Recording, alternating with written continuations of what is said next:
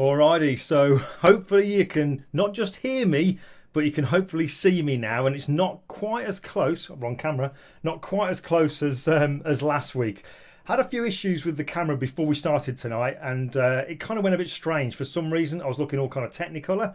Hopefully it's looking normal. So just give me a shout out in the chat room that number one, you can hear me, you probably see them, and number two, you can see me. If you can't do either of those, then it's all very quiet at the moment and you're wondering what's going on. But listen, folks, thanks very much for joining me tonight. I know it's Wednesday, it's not Tuesday. I'm doing my best to try and stick to the Tuesday because I know how important it is to try and stick to a regular kind of pattern. But to be honest with you, the last few weeks have been pretty manic. And yesterday, those of you who are part of my email group, you'll know that I've started to kind of release the new Rosa tutorial. So I was busy recording that video that you would have seen yesterday on the email, and I was just too tired. You know, I was just too tired to do it. So here we are tonight. If we carry on doing them for the next few weeks, I don't know. I've got to really bury my head in the writing because I've got literally 7 weeks to finish a book. So I'll kind of keep you posted. So keep an eye on the social media and all that kind of stuff. But listen, that's that. That's the excuses out of the way. Before we get cracking on tonight's stuff and before I really explain what it is, there's a couple of things I need to do. Now, last week, you'll have seen that there was this thing called Super Chat. And I want to just do a shout out to a few people. So let me show here. First of all, this is a shout out. This Super Chat in YouTube, which isn't something I ever promoted, I never asked for, never expected, but it's where folks who are watching it in the chat room, they can click a button and donate cash. It feels kind of weird for people to do that, but incredibly humbling that people would do it. So I want to give a shout out. I want to say a shout out to my friend Per Ilum, who we really do need to have that beer, Per. It's been way too long. There's a guy called Kundan Baru. I apologise if I'm not pronouncing the names correctly. We've also got Dennis Schmidt, and also last week we had Bo Del Rosario. Now, Bo, I think you're actually here tonight. I think I saw you in the chat room. Guys, thank you so much for clicking that Super Chat button. That was last week, and the kind of leading up to that, we've had a few weeks of live broadcast, and the people who I want to also mention, these are Scoobdo, that's your handle, I presume, Alan Clark, Mark Herman, Martin Craig, and Stuart Wood. These are all folks who've done this Super Chat, and I'm not telling you to do this. Tom, did you do it? Tom, all right, thank you. This isn't to say do it, this is just to say huge thank you. All right, so that's that done. Brian Dukes in the chat room, he kind of reminded me that I should really do that. So Brian, thanks very much for that. All right, okay, so tonight then, a few things I want to go through. The first one, I think I've mentioned already, is to do with posing. How you can actually, with regards to your photography, how you can actually help when it comes to get some posing done. Because I found for me, the technical side of it, you kind of get that. Do you know what I mean? You can practice and practice and practice, and you can kind of get that. I think anybody can learn the technical side of it. The actual pictures you create, that's something different. That's more of a personal thing. And also posing. I always found posing, and sometimes now I still do, find posing quite difficult. So I want to kind of show you one way that I still, to this day, will kind of get ideas for posing. And if you've followed the blog for a while, you'll probably be aware of this. But I want to kind of show you just a few ideas that I've had that I saw on Pinterest, which is a website that I use. And I want to show you a couple of pictures so you can see where the influence came from. So let me just dive over to my screen.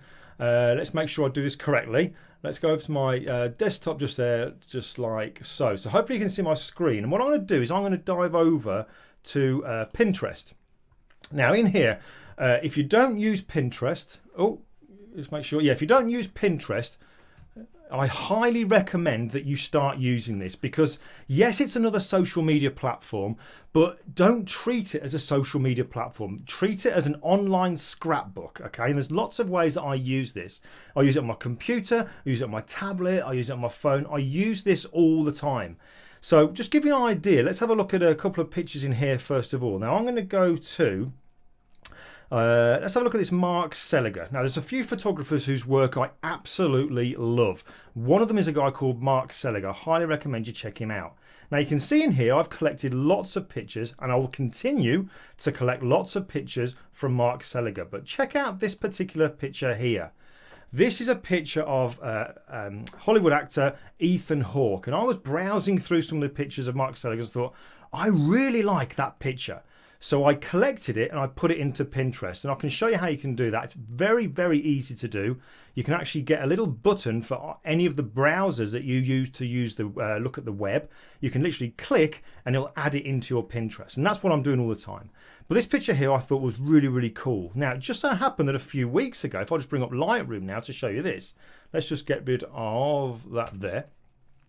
Now, it just so happened that a few weeks before, I was actually going to London. There was a Societies event, and I was actually doing some presentations there for Ellincrom.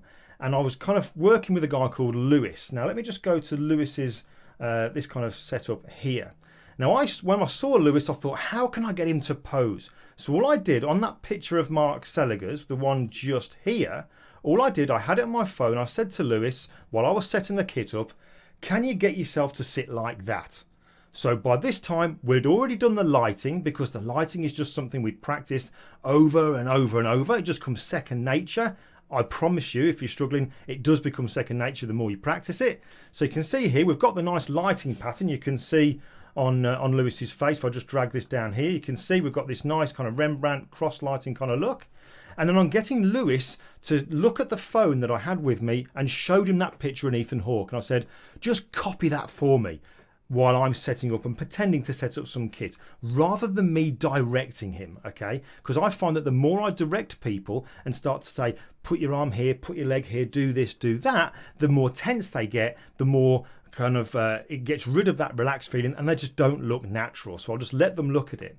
Now, let's just dive back to my screen, back to me just for a second. Now, the reason I'm explaining this is when you show somebody a picture, or let's say you see a picture that you really like and you think, I want to do something like that, which is kind of using that principle of photograph like a thief. Sounds like a good title for a book. But you can see a picture and think, right, Lewis, try and do this. Now, just because Ethan Hawke could cross his leg over like he was in that picture, it doesn't necessarily mean that Lewis will be able to. But what it does, it gives Lewis a starting point, rather than me trying to direct him. Does this make sense? So then when we can see Lewis trying to copy that pose, because of his physical structure, his muscles, his all this kind of stuff, and the clothing he's wearing, he might not be able to copy it, but at least it gives him a starting point. So then we can say, that's not working, try doing this, maybe move your arm here. So you can see I've kind of gone through these pictures here. If I just bring back my screen just for a second, you'll be able to see then with Lewis, we try all kinds of different kind of shots. So we kind of get him to move what's more comfortable. And eventually, when it comes to the actual final picture that we do with Lewis, it's this picture just down. Let's just go to this one. The one we ended up doing was this particular one here. But we wouldn't have got to that had we not had our starting point of the picture of Ethan Hawke. All right, so what I'm saying is here, collect pictures, put them into your Pinterest, or if you want to, just create a folder in your particular app that you have for holding your photos and your pictures, and just collect lots and lots. It doesn't have to be collecting a picture because you like the colouring and the location, all this kind of stuff. It can be something as simple as the way that person is posing, and then you can show it to the model to say, there you go, have a look at that. Now on that note there, this picture here, if I go to full screen, this is the one, Rosa, this is the tutorial that's coming out soon. And I've had people saying, what made you think of that particular pose and that particular look? Now, what I've done is, if I just show you now, then if I go back to my Pinterest here, let's just go back and I'll show you another photographer whose work I absolutely love, and that is Annie Leibovitz. And if we scroll down, here's a picture of Kate Winslet. Can you see how she's sat on a chair, legs across, and she's got like clothing draped over her shoulders? Now, we tried this front-on picture with Rosa, but it didn't work, so we tried it side-on. And that's how the inspiration came for this particular picture of Rosa. All right, so that's that kind of stuff there. Now, I told you it's real basic kind of stuff I want to go through with you tonight, but sometimes I think the obvious stuff isn't that obvious.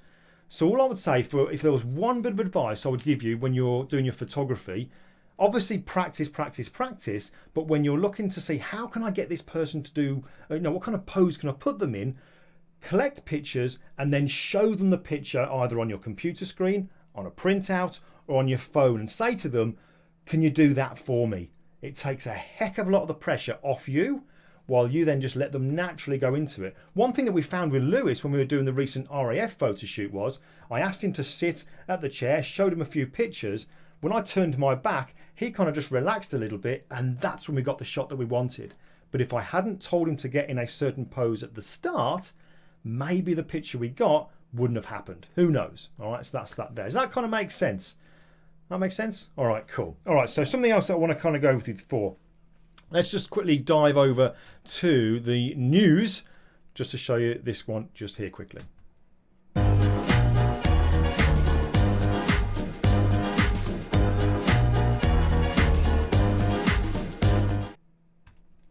All right, so first things first then, to let you know, I've already mentioned it, I think already, is that this finally, after 8 months of doing this, is finally being released, the Rosa cover shoot.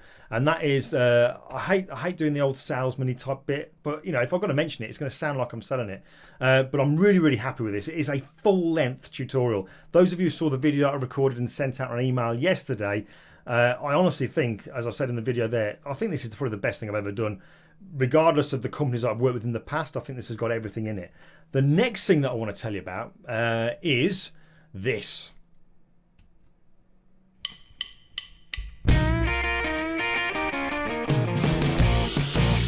Welcome to the He Shoots, He Draws podcast, the show about photography and design, with your hosts Glyn Dewis and Dave Clayton.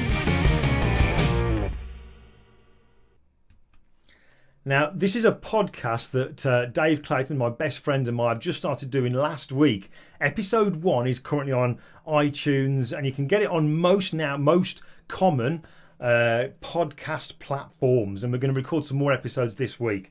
Definitely check it out. But I'm super stoked that the guy you heard doing the intro there is a guy off the telly, David McClelland. In the UK, we have a program called The One Show. He's on that. He does lots of morning TV stuff. He's kind of like this tech guy that...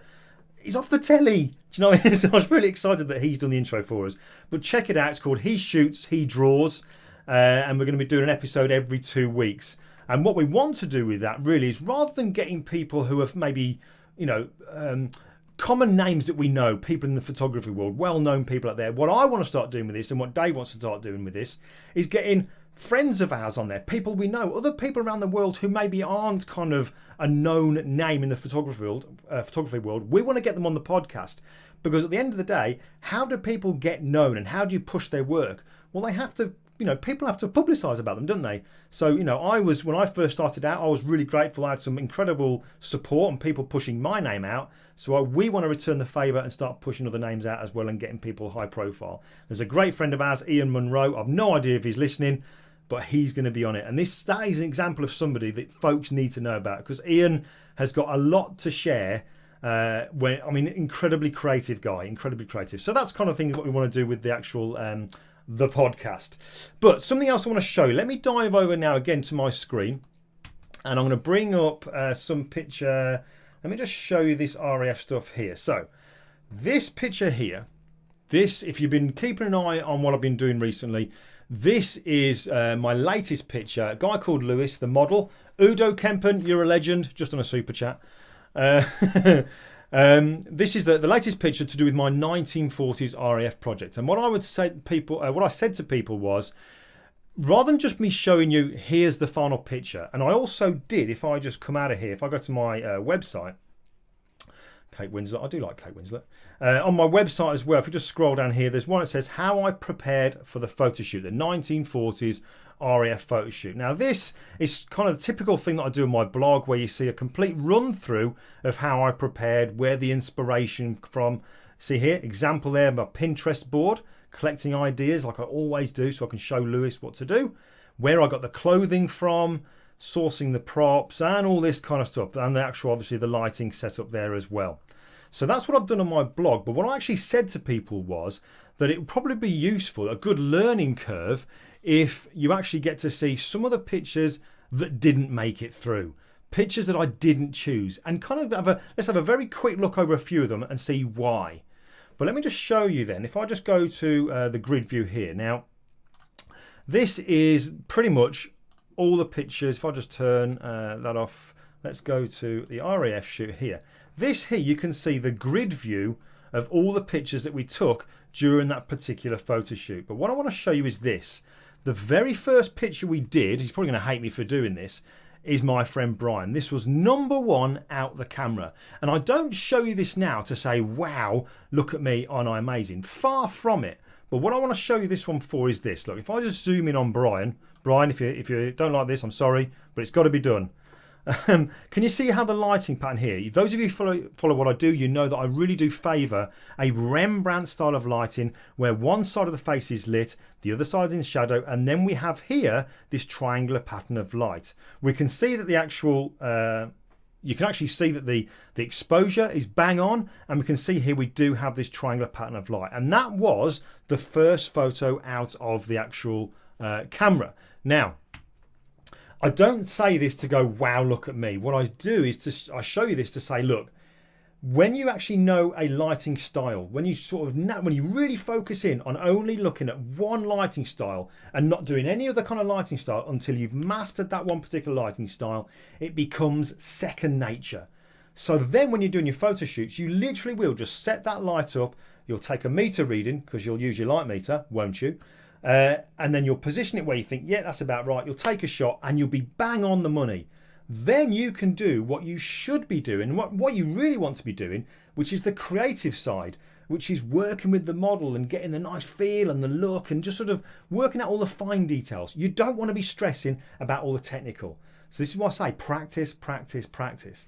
So that's that first shot there. But let's have a quick look. If I dive back to my screen now, let's dive back over to here. Let's just come to these pictures here, Brian. Let's zoom out. Now, so we've got the final picture, which was this one just here. But let's have a look at some of the ones that didn't make it through. Now, I'll go to full screen on these as well.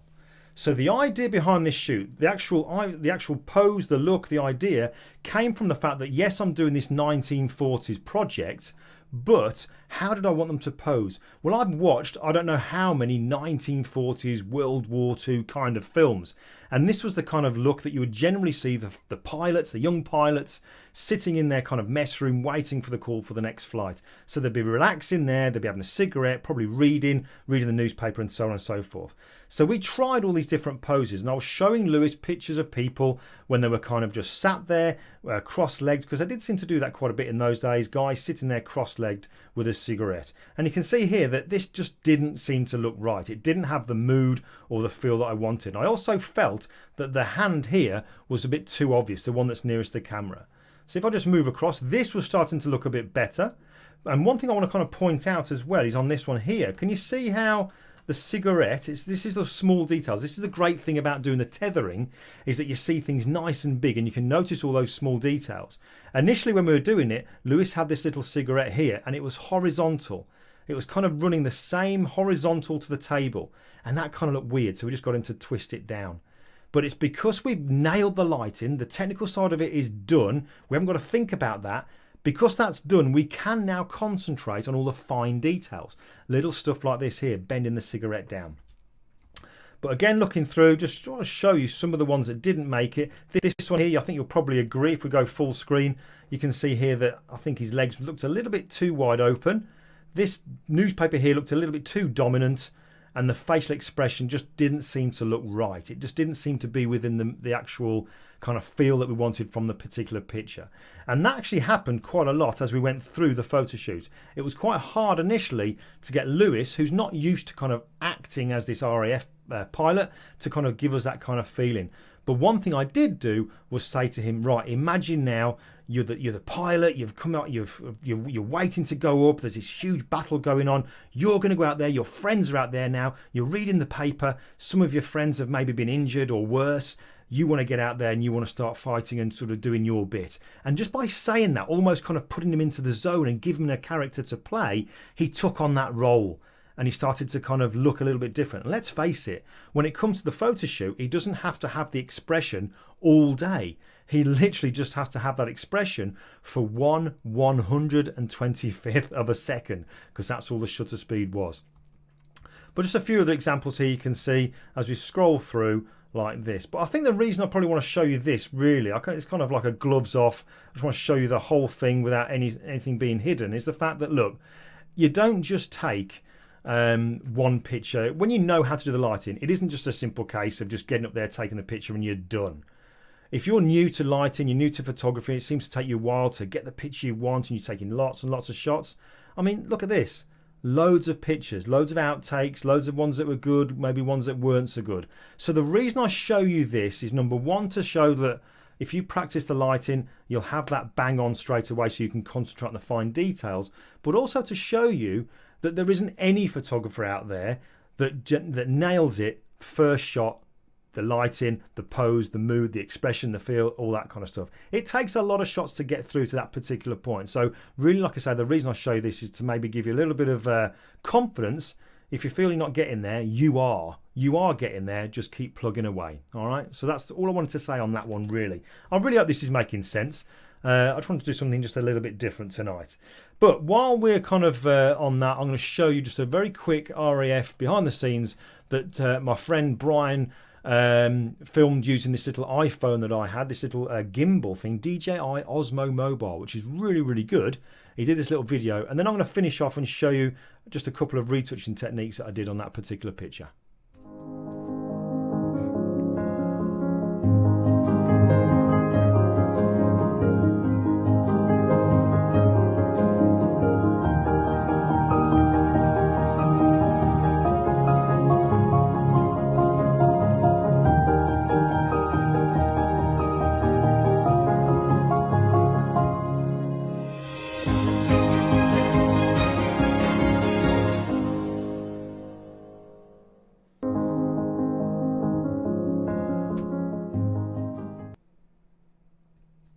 Alright, so it's only a real short video, but I actually thought that was really cool to think that that was done with an iPhone and this little DJI gimbal. The first time he'd ever used it, just walking around, nice and stable.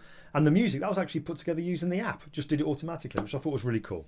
Alright, so let's just do a tiny little bit of Photoshop, reveal something about that RAF picture there that maybe you didn't realise was actually done in the actual Photoshop. You might have thought it was done during the photography. But let me just show you this. Let's just dive over to my screen, my desktop.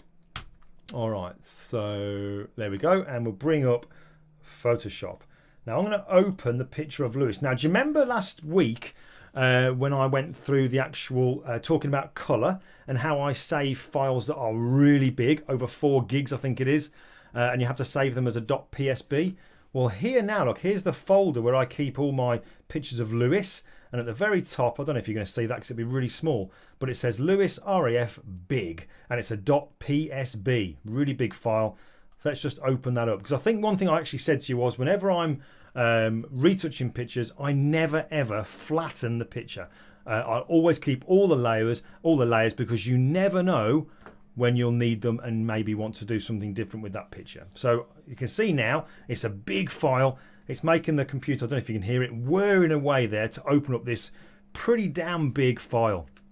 So we'll just give that a few seconds for it to come through, and then I'll show you the little technique that I want to do. Now let me just turn this little thing on just here, because I know you're missing me. Let's just go to, there we go. There we go. Right, different camera now. I'm on the actual normal little webcam.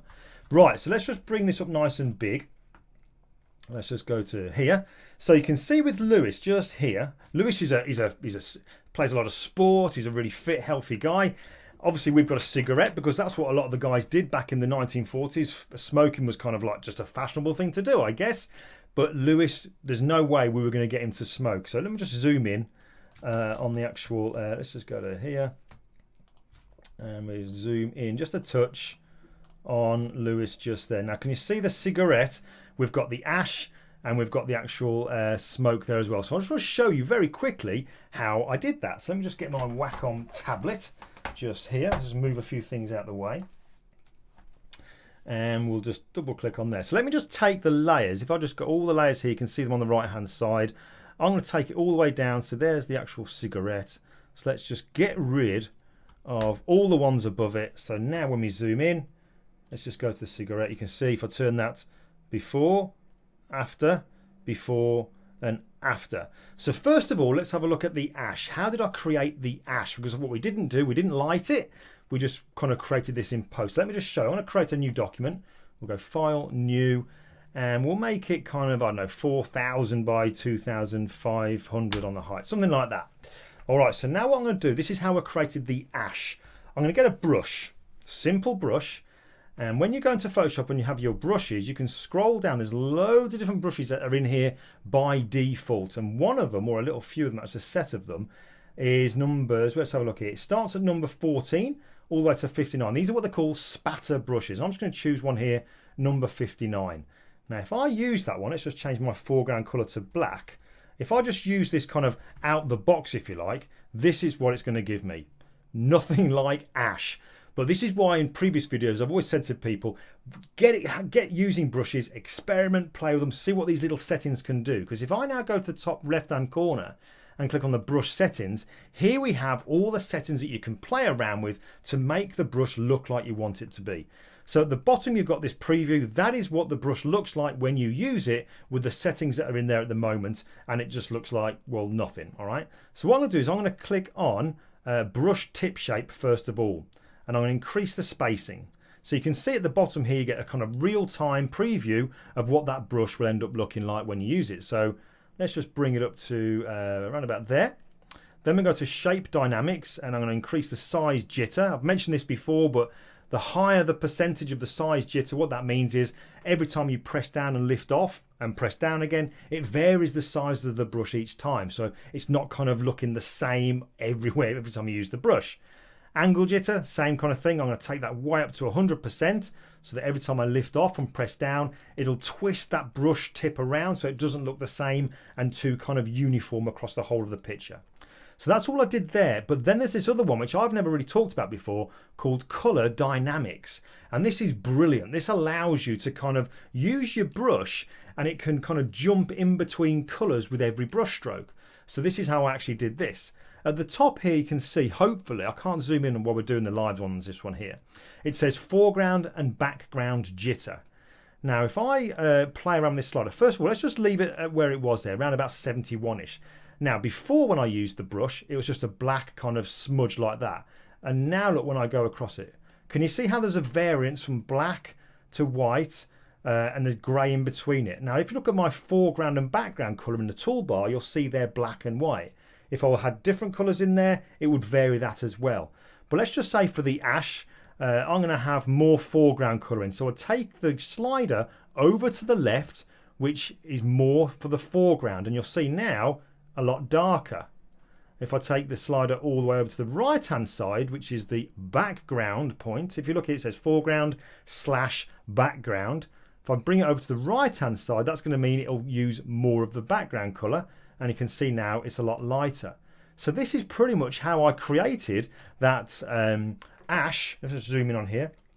To create the ash, all I did was just paint around the top of the actual cigarette with this brush here. So let me just do that.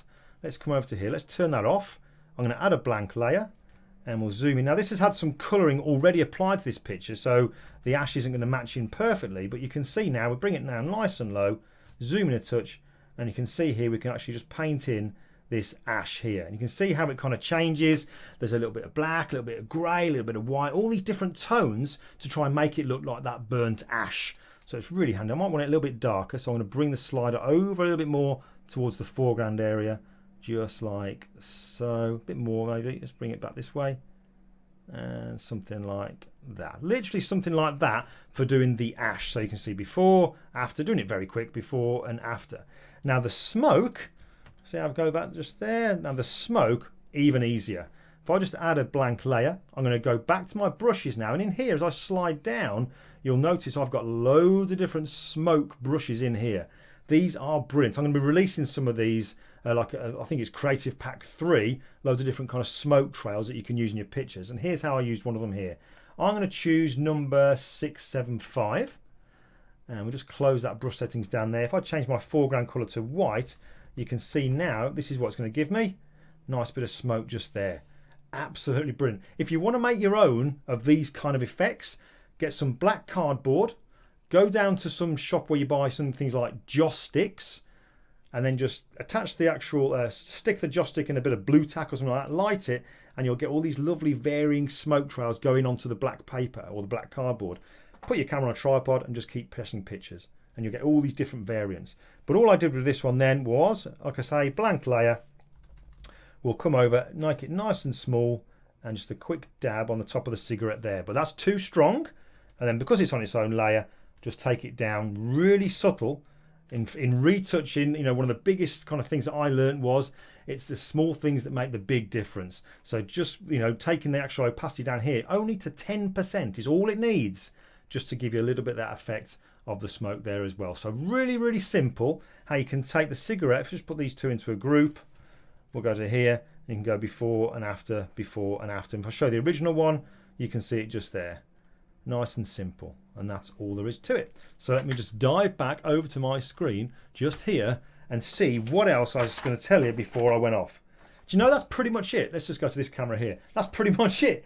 It's one that I wanted to put together for you tonight. I hope there's something that you're going to get out of that, whether it's to do with the posing. Just collect loads of pictures, put them in a Pinterest board. Somebody recommended going to 500px, another fantastic place for it, although you might find the posing people have got less clothes on. They seem to have that on 500px, I've noticed. The clothing seems to be getting less. But just go to somewhere like Pinterest, type in the name of photographer whose work you like, and just start building up collections so that then you can get some really good ideas, not just for colouring and styling, but for posing. Show the model, do that for me. They'll do it, and it'll be look much more natural if they can then copy a pose and slip naturally into it. If that doesn't work, once you've done that as a starting point, you can again start to make them change their arm position, their leg position, and so on and so forth.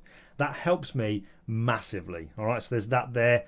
I've shown you the ones I didn't use on the RAF shoot, shown you a bit of Photoshop. That's pretty much it. All right, that's pretty much it. I'm going to stick around in the chat room if there's anything that folks want to ask me about. If you're in the email group tomorrow, I've had loads of questions about the Rosa tutorial that's coming out on Monday. Loads of questions. So I'm going to do a little video tomorrow and send that out an email answering all those questions.